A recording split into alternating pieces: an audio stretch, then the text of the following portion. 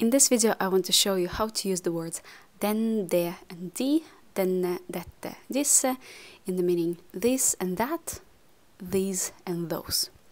Okay, so for masculine and feminine, we say denne and den. Jeg liker ikke denne jakka.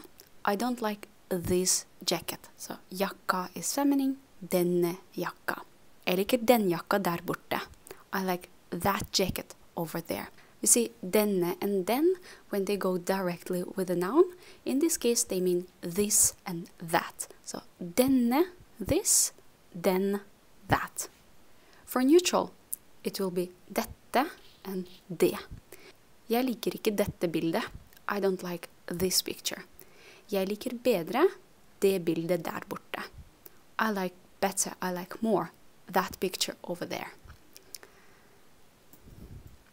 And the same about disse and de, but they work for plural.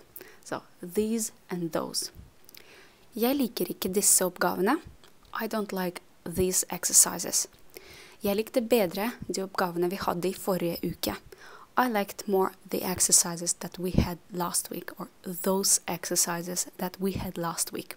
So disse for these, de for those, and only when they go directly with a noun. So there is no adjective in between, there is nothing else in between. And that's it.